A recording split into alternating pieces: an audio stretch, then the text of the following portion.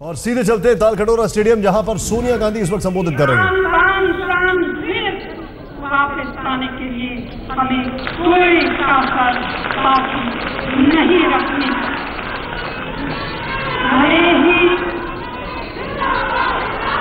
भले ही हमारे संघर्ष का रास्ता थोड़ा लंबा हो सकता है और हमें बहुत मेहनत करनी होगी, लेकिन मैं आपको विश्वास दिलाती हूँ कि अगर हम सब मिलजुल कर जमीनी काम करेंगे तो वो दिन जल्दी दूर नहीं है जब कांग्रेस फिर से अपने शिखर पर होगी।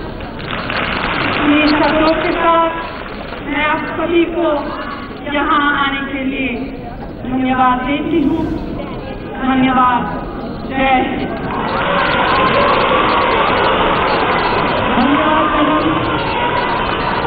धन्यवाद मैडम, आपके उत्साह भरे लफ्जों में ये पूरे हॉल में ताकत दी है और महिलाएं ये संकल्प लेकर आपको वादा करके जाती हैं कि आपने जो जिम्मेदारी स्टेडियम में इस वक्त महिला आरक्षण के संकल्प से नहीं हटेंगे।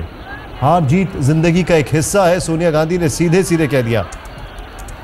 हम सभी बहनें वादा करते हैं मैम कि हम कोई कसर नहीं छोड़ेंगे महिला अत्याचार के खिलाफ। राजीव गांधी की जयंती पर संकल्प समारोह, राजीव के आदर्श हमारे लिए प्रेरणा, ये कहना है सोनिया गांधी का। यानी कि इस वक्त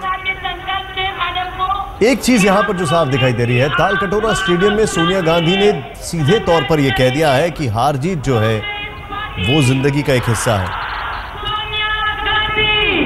और अभी इस वक्त सोनिया गांधी के लिए नारे लगाए जा रहे हैं। मैडम, आप सभी से कल मिलेंगी, इसलिए कार्यक्रम चलता रहेगा। महिला कांग्रेस सम्मेलन में सोनिया गांधी तालकटोरा स्टेडियम के अंदर।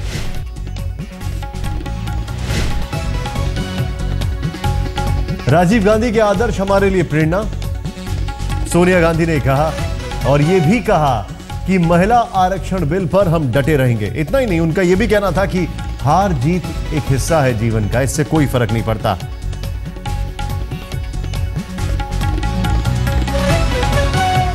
कांग्रेस विमेन विंग उसने ऑर्गेनाइज की है अपने सभी कार्यकर्ताओं के साथ एक यहां पर इस मंच को संबोधित कर रही थी वो।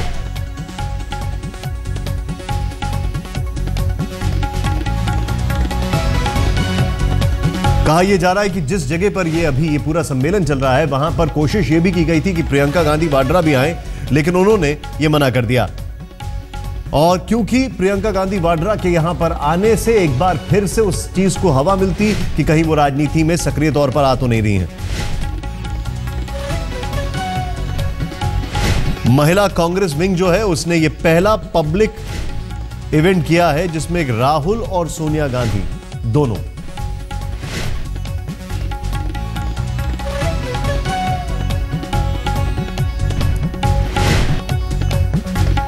इस वक्त ये बड़ी खबर आपको बताते हैं, सोनिया गांधी तालकटोरा स्टेडियम में।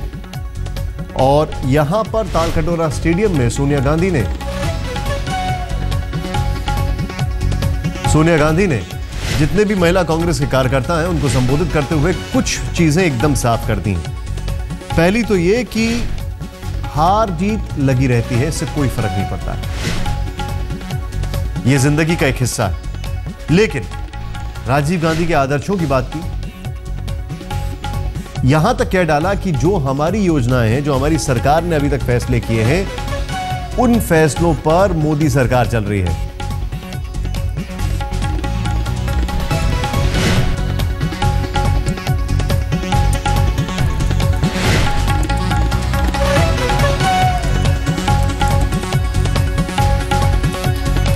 कुमार विक्रांत इस वक्त हमारे साथ है। कुमार विक्रांत, पूरी खबर बताएं। कुमार विक्रांत इस वक्त हमारे साथ है। कुमार विक्रांत, पूरी खबर बताएं। सवाल दोहराएंगे अपना। मैं कह रहा हूं पूरी खबर बताएं, क्या हुआ यहाँ पर, किस तरीके से सोनिया गांधी का पूरा भाषण था, क्या लगा इसका लब्बो लबाब? जी देखिए, बिल्कुल विपक्ष के नेता के तौर पर सोनिया गांधी हमलावर थी। शुरुआत उन्होंने महिला आरक्षण से की और कहा कि महिला आरक्षण बिल हमने राज्यसभा में पास कराया, अब एनडीए सरकार पर हम दबाव डालेंगे कि इस बिल को वो पास कराए।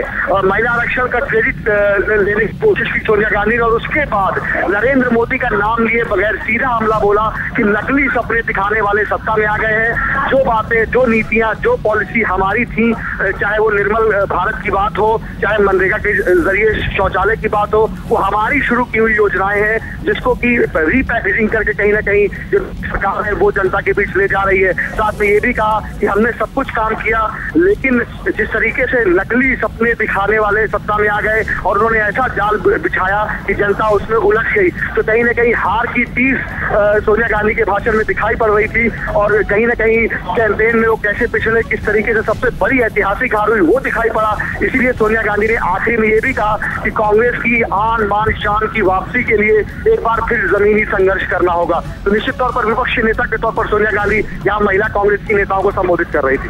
देखिए, मैं यहां पर एक चीज समझना चाहता हूं विक्रांत, और वो ये है कि जिस तरीके से ये पूरा कार्यक्रम का आयोजन किया गया है, क्या ये एक अलग कोशिश है, एक अलग प्रयास है कि कांग्रेस के महिला विंग को सक्रिय किया जाए, उसको और ज्यादा ताकत दी जाए? देखिए, हर मोर्चे की अगर आप बात करें, जिस तरीके से कांग्रेस इस चुनाव में धरती पर आई है, जिस तरीके से आप कह सकते हैं कि कहाँ ऐतिहासिक हार है, सिर्फ 42 सीटें आई हैं, कई नेता पार्टी छोड़ करके जा रहे हैं, कई नेताओं ने राहुल गांधी की नीतियों पर, कार्यशैली पर सवाल उठाए हैं जो कि कांग्रेस का भविष्य कहे जाते हैं। तो ऐसे में कांग्रेस को हर मोर्चे पर अपने कील कांटे दुरुस्त करने होंगे। यही वजह है कि महिलाओं से शुरुआत की है सोनिया गांधी ने। राजीव गांधी का जन्मदिन है और उस दिन संकल्प दिवस महिलाओं के लिए मनाया जा रहा है और उसी कार्यक्रम में सोनिया गांधी आई थी और पहले से बताया गया था कि महिला आरक्षण का मुद्दा जोर शोर से सोनिया गांधी उठाएंगी।